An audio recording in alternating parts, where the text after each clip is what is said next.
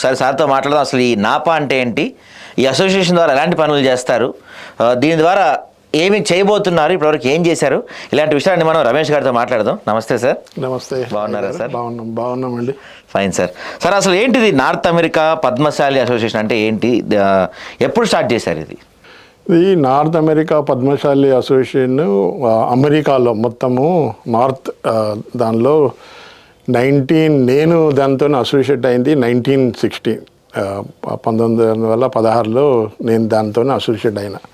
So first దాన్ని start అయింది Virginia new జెర్సీలో నార్త్ అమెరికా పద్మశాలి. అప్పుడు దాదాపు 100 మంది ఉండరు అనుకుంటాను అప్పుడు. సో అప్పుడు దానికి ఫస్ట్ ప్రెసిడెంటు బాబురావు సామల, అతనితో స్టార్ట్ అయింది. వన్నల లక్ష్మణ్ మన ఎమ్మెల్యే, అతనితో ప్రోత్సాహంతో అప్పుడు అది మన కమ్యూనిటీ, మన పద్మశాలి కమ్యూనిటీ ఎలా హెల్ప్ చేయాలనో దాంతో వాళ్ళు స్టార్ట్ చేశారు అన్నట్టు. సో అప్పుడు నేను దాంతో బాబురావు సామల వాళ్ళతో ప్రోత్సాహంతో అప్పుడు జాయిన్ అయ్యి దానికి ఇట్లా వేరే చాప్టర్స్ మాకు దాదాపు 21 స్టేట్లో నార్త్ అమెరికన్ పద్మశాలి దాని చాప్టర్స్ ఉన్నాయి అన్నట్టు. సో మేము 100 మందితో స్టార్ట్ అయింది. ఇప్పుడు దాదాపు 4,000, సుమారు 4,000 నుంచి 5,000 మంది మెంబర్షిప్ ఉన్నారు దానిలో నార్త్ అమెరికన్ పద్మశాలి. అసలు దీని పర్పస్ ఏంటి, అంటే దీని ఏ ఒక్క ఉద్దేశంతో స్టార్ట్ చేశారు మీరు? సో మొదటి ఉద్దేశం ఏంటిదంటే నార్త్ అమెరికన్ పద్మశాలి మనదంతా గ్రూప్, మనది ఏమి ఐడెంటిటీ అనేది లేదు కదా వేరే వాళ్ళ కమ్యూనిటీ చూస్తే. సో ఈ అసోసియేషన్ ముఖ్యమైన ఉద్దేశము అందరి పద్మశాలిని, ఎస్పెషల్లీ గ్లోబల్ లో అందరిని ఎట్లా యునైట్ చేయాలి, మన కమ్యూనిటీ, మా పద్మశాలి కమ్యూనిటీ, వివర్ కమ్యూనిటీకి ఎలా వాళ్ళకి హెల్ప్ చేయాలి, అది విజన్ అన్నట్టు. సో ఫస్ట్ వివర్స్ కమ్యూనిటీ, ఎందుకంటే అది బీసీ బ్యాక్వర్డ్ క్లాస్ కింద వస్తుంది కదా, చాలామంది కష్టాల్లో ఉంటారు కాబట్టి మేము కూడా అలాంటి నుంచి వచ్చిన వాళ్ళం కాబట్టి వాళ్ళకి ఎట్లా బలం చేయాలి వాళ్ళకి. ఎందుకంటే వీవింగ్ ఇప్పుడు హ్యాండ్లూమ్ అనేది దాదాపు ఆల్మోస్ట్ డిసపియర్డ్. సో దాన్ని మళ్ళీ ఎలా దాన్ని తీసుకురావాలని, మళ్ళీ హ్యాండ్లూమ్కి ఎలా ప్రోత్సహించాలి, బ్యాక్వర్డ్ కమ్యూనిటీని ఎలా ముందుకు తీసుకురావాలి, చదువులో ఎలా దానికి ఇది చేయాలని, అది మాది ఒకటి ఉద్దేశం. ఫస్ట్ మిషన్ ఏంటిదంటే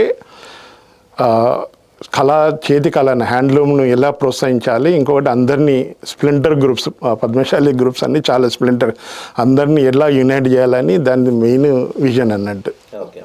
సో ఇప్పటివరకు అంటే ఈ సంస్థ స్థాపించిన వరకు ఇప్పటివరకు ఎలాంటి సోషల్ కార్యక్రమాలు, అంటే సామాజికంగా ప్రజలకు ఉపయోగపడే కార్యక్రమాలు ఏమేమి జరిగింది నాపా నుంచి? సో ఫస్ట్ది ఏంటిదంటే ఇప్పుడు ఆశు మషిన్లు ఉన్నాయి కదా, సో నాపా తరపు నుంచి మేము చాలా డొనేట్ చేసాం, దాదాపు 20 నుంచి 30 దాకా. ఇంకొకటి ఏంటిదంటే ప్రతిభ అనేది ప్రాజెక్ట్. సో సివిల్ సర్వీస్ కొరకు, గ్రూప్ 1 కొరకు, ఇప్పుడు మా పద్మశాలి కమ్యూనిటీలో మా డిఎన్ఏలోనే ఇంటెలిజెంట్ అనేది ఉంటుంది. అది దాన్ని ఎలా తీసుకురావాలని. సో ఆ గ్రూప్ 1 చాలామంది పద్మశాలి కమ్యూనిటీలో, దాదాపు బీసీ కమ్యూనిటీలో ఆర్థికంగా చాలా వెనుకబడి ఉంటారు కదా. సో వాళ్ళకు ఆర్థికంగా ఎలా హెల్ప్ చేయాలి అని ప్రతిభ అనే ప్రాజెక్టు పరికాల నరేష్ అనుకుంటాను. సో ఆయన ద్వారా సెలెక్ట్ చేసిన తర్వాత గ్రూప్లో ఎవరికైతే ఫైనాన్షియల్ డిఫికల్టీ ఉంటాయో ఈ ప్రతిభ ప్రాజెక్ట్ నుంచి మేము ఆస్పిరెంట్స్ ఎవరైతే ఐఏఎస్ ఆస్పిరెంటో వాళ్ళకి హెల్ప్ చేస్తుంటాము. So that is one of the our successful project. So అది ఉండదు. కోవిడ్లో మేము చాలా హెల్ప్ చేసినాం అఖిల భారతీయ సంస్థ నుంచి. సో కోవిడ్ అయినప్పుడు 19లో చాలామందికి బియ్యము ఊరికి ఇచ్చినాం అది. So that is another big project. So old age హోమ్స్లో దాన్ని కూడా మేము నాపా తరఫున డొనేట్ చేస్తుంటాం. చాలా కార్యక్రమాలు, ఏదైనా మా కమ్యూనిటీ, పద్మశాలి కమ్యూనిటీకి ఏదైతే అవసరం ఉంటుందో ఎప్పుడు హెల్ప్ చేస్తుంటాము. సో దాని ద్వారానే మేము ఏం చేసినామంటే గ్లోబల్ పద్మశాలి సమ్మిట్ అని దుబాయ్లో 3 years బ్యాక్ సో లాంచ్ చేసి, అంటే వరల్డ్ ఆఫ్ వివర్స్ అని కళ, మన హ్యాండ్లూమ్ది ఎలా దాన్ని మళ్ళీ ప్రోత్సహించాలని అదొకటి. దాన్ని ఇప్పుడు గ్లోబల్ పద్మశాలి అసోసియేషన్ దాని తరపున అది వరల్డ్ వరల్డ్లో ఎక్కడైనా కానీ పద్మశాలి కమ్యూనిటీ ఉంటే మన ఎస్పెషల్లీ ఇండియాలో మెయిన్లీ హ్యాండ్లూమ్ వాళ్ళకు ఎలా ప్రోత్సహించాలో దానికి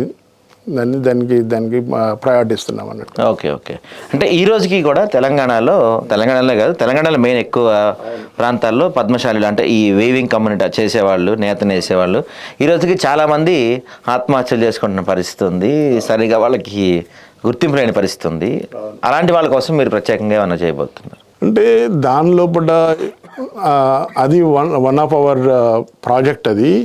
సో దానిలోంచి world of global Padmashali association అనేది నాపా తరపున కూడా సో వీవింగ్ కళను వాళ్ళకి నేర్పి ట్రైనింగ్, వొకేషనల్ గైడెన్స్, డిజైనింగ్ ఎలా చేయాలనో, వాళ్ళకు మార్కెట్ ఎలా చేయాలనో దాని గురించి మేము చాలా హెల్ప్ చేస్తున్నాము. అది మొన్న నాపా కన్వెన్షన్లో సో వీ ప్రమోటెడ్ అది విజయ్ నల్లా అని ఒక హ్యాండ్లూమ్ వీవర్స్. సో ఆయన కళను ప్రపంచంలో ఎలా తీసుకెళ్లాలని ఒకటి కామర్స్ ప్లాట్ఫామ్ను క్రియేట్ చేస్తున్నాము. ఇక 3-4 monthsలో లాంచ్ అవుతుంది అనుకుంటాను. సో దానిలో అలాంటి కళాకారులకు మాస్టర్ వ్యూవర్స్కే కాక ఎవరైతే లాస్ట్ ఇన్ ద లైన్ వాళ్ళకి హెల్ప్ చేయాలని అది. So that is one of our priority of the project. Okay. So ఇప్పుడు తెలంగాణలో బీసీల మూవ్మెంట్ ఒకటి నడుస్తుంది.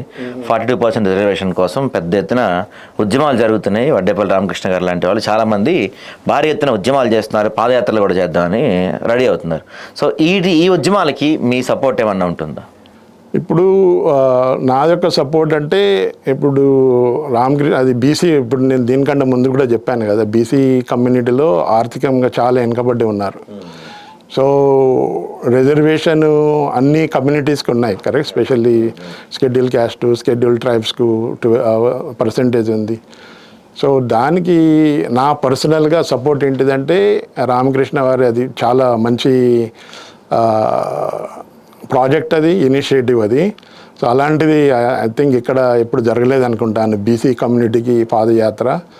సో నా పర్సనల్ సపోర్ట్ ఏంటిదంటే ఆయనకు 1000 మందికి సరిపోయేంత యుటెన్సిల్స్ కానీ అలా దానిలో బగోన్లు, గిన్నెలు, గ్లాసులు, ప్లేట్స్ అలాంటి 5 లక్షల విలువ గలది 1000 మందికి సరిపోయేంత సపోర్టు నా యొక్క మద్దతు, నా పర్సనల్ మద్దతుగా రామకృష్ణ వడ్డపల్లి పదయాత్రకు నా సపోర్ట్ అది. Right sir. అయితే ఫైనల్గా నాపా నుంచి ఇప్పటివరకు మీరు ఎన్నో కార్యక్రమాలు చేశారు. సో భవిష్యత్తు కార్యక్రమాలు ఏంటి, మీ లక్ష్యం ఏంటి? భవిష్యత్తుది మెయిన్ ఏంటిదంటే ఆర్థికంగా ఎలా బలపరచాలి మా కమ్యూనిటీ పద్మశాలిది.